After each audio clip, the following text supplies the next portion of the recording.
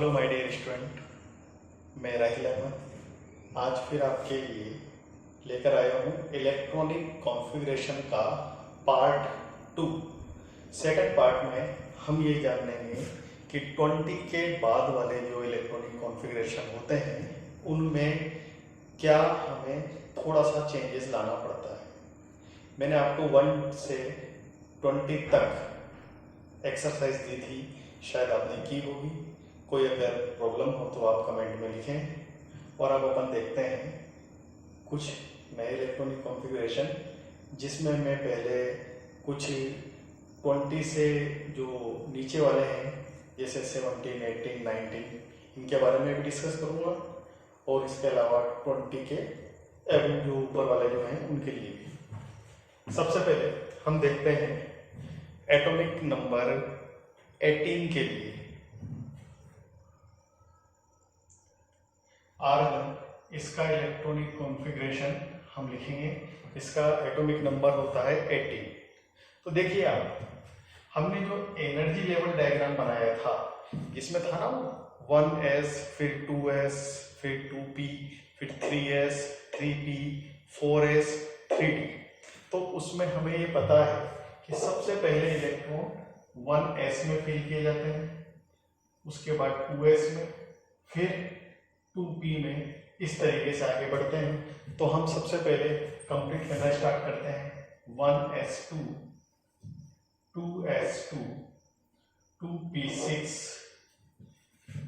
3s2, 3p6, okay, 2 and 2 4 and 6 total 10, 12 and 18। यहां पर जाकर इलेक्ट्रॉनिक कॉन्फ़िगरेशन कंप्लीट हो गया। इलेक्ट्रॉनिक कॉन्फ़िगरेशन का मतलब मैं जहां तक आपको बताना चाहता हूं उसका मतलब यह है कि आप इलेक्ट्रॉन को एक इंक्रीजिंग ऑर्डर में एक के बाद एक सब शेल्स के अंदर फिल करते जाएं। जैसे आपने सबसे पहले फर्स्ट वाला लिया, इसमें इलेक्ट्रॉन फिल कर दें, फिर सेकंड वाला लिया, इसमें इलेक्ट्रॉन फिल कर दे, फिर थर्ड वाला लिया, इसमें इलेक्ट्रॉन फिल कर दे। इस तरीके से आप इलेक्ट्रॉन फिल करते रहेंगे। ओके, तो आपने कहां तक फिल कर दिए?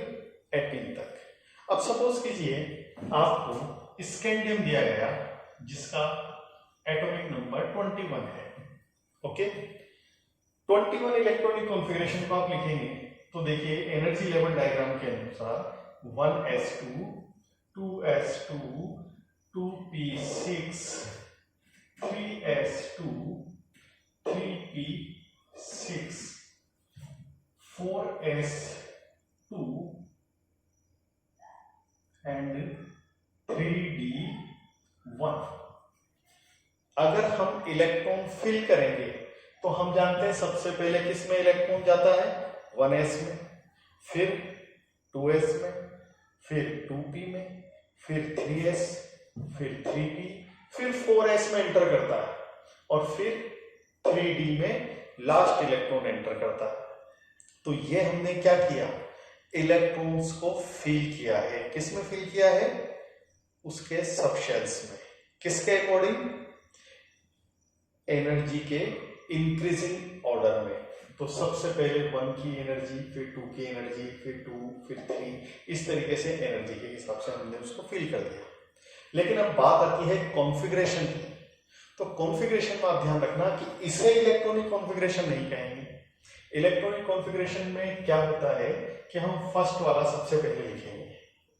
इलेक्ट्रॉन्स को हम टच नहीं करेंगे। इलेक्ट्रॉन तो जहां हमने भर दिए हैं, जहां फिल कर दिए हैं वो बिल्कुल सही है, लेकिन अब उसका अरेंजमेंट करेंगे। ओके, तो अरेंजमेंट कैसे?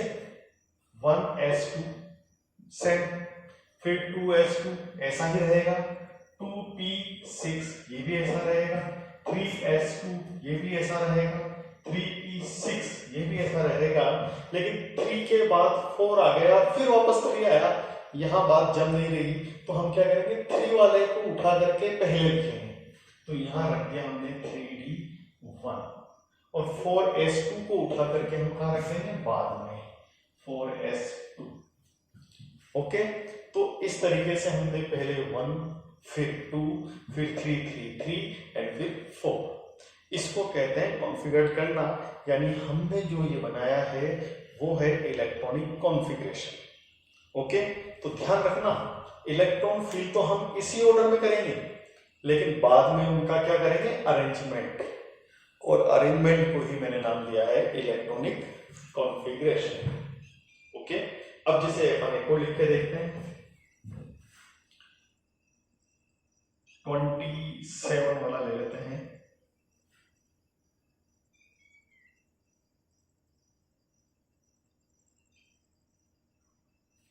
कोबाल्ट 27।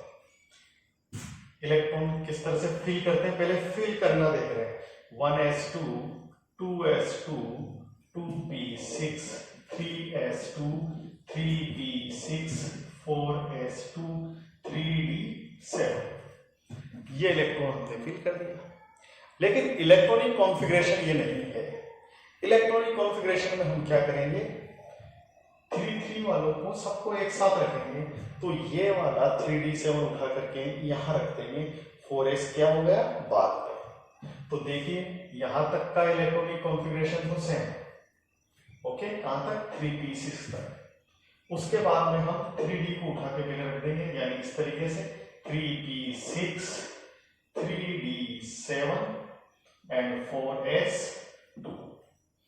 ओके, तो ये है एक्चुअल कॉन्फ़िगरेशन। ठीक है, तो ये आपका इलेक्ट्रॉन फिल करने का ऑर्डर है और ये है आपका इलेक्ट्रॉनिक कॉन्फ़िगरेशन। अब मान लीजिए आपसे कहा जाए कि स्कैंडियम +1, स्कैंडियम +1, ओके, इसे +1 लिखें या 1+ लिखें, एक ही बात है। तो स्कैंडियम +1 का आपको कॉन्फ़िगरेशन लिखना है, तो इसका मतलब होता है कि एक इलेक्ट्रॉन आपने किस में से निकाल दिया है, आउटर मोस्ट शेल में से, और आउटर मोस्ट शेल कौन सा है यहाँ पर, 4s। तो यहां से जब एक इलेक्ट्रॉन निकलेगा तो लास्ट कॉन्फ़िगरेशन में क्या जाएगा, 4s1। तो यहां पर यह चीज ध्यान रखने की है कि अगर हमने इसे इलेक्ट्रॉनिक कॉन्फ़िगरेशन मान लिया और इलेक्ट्रॉन लास्ट वाले और जो ऑर्बिट है उसमें से निकालते समय हमने अगर यहां से निकाल दिया तो बात गलत हो जाएगी। इसलिए आप ध्यान रखना इलेक्ट्रॉनिक कॉन्फ़िगरेशन ये वाला होता है, इलेक्ट्रॉन फिल करने का ऑर्डर ये होता है, और जब भी आपको 1-2 इलेक्ट्रॉन निकालने हो तो आप किससे निकालेंगे, जो सबसे आउटर मोस्ट शेल होता है, यानी जिसके लिए ये जो डिजिट लिखा हुआ है ये सबसे बड़ा हो, उसमें से ही आप इलेक्ट्रॉन निकालेंगे। ओके, यानी इसको हम बोलते हैं ऑर्बिट या शेल। तो जिसके लिए शेल का नंबर सबसे ज्यादा हो उसमें से ही आप पहला इलेक्ट्रॉन निकालेंगे। उसमें जितने इलेक्ट्रॉन होंगे उन्हें एक एक करके आप निकाल सकते हैं और एटम को आप आयन में कन्वर्ट कर सकते हैं। 1-2 इंपॉर्टेंट एग्जांपल और हैं जिन्हें हम देखते हैं, उन्हें एक्सेप्शंस कहा जाता है, तो उनके बारे में भी डिस्कस कर लेते हैं। और ज्यादातर एग्जाम्स में यही पूछा जाता है जो मैं आपको बताने वाला हूं, वो है क्रोमियम और कॉपर का इलेक्ट्रॉनिक कॉन्फ़िगरेशन। ओके, तो क्रोमियम और कॉपर का इलेक्ट्रॉनिक कॉन्फ़िगरेशन देखते हैं। सबसे पहले देखते हैं क्रोमियम। क्रोमियम का एटॉमिक नंबर होता है 24। ओके, तो इसका कॉन्फ़िगरेशन कैसे लिखेंगे हम, सबसे पहले तो इलेक्ट्रॉन फिल करते हैं, 1s2 2s2 2p6 3s2 3p6 4s2 3d4, ये तो हमने इलेक्ट्रॉन फिल किया। फिर इसको सही करते हैं कॉन्फ़िगरेशन लिखने से, 1s2 2s2 2p6 3s2 3p6 3d4 4s2, यानी हमने क्या कर दिया, 3 वाले को हम पहले ले आए। तो ये बात हम यहां पर इसको सही मान सकते हैं। लेकिन ये एक्सेप्शन क्यों है, इसका मतलब ये है कि हर एक शेल में कंप्लीट यानी फुल फिल इलेक्ट्रॉन होना चाहिए।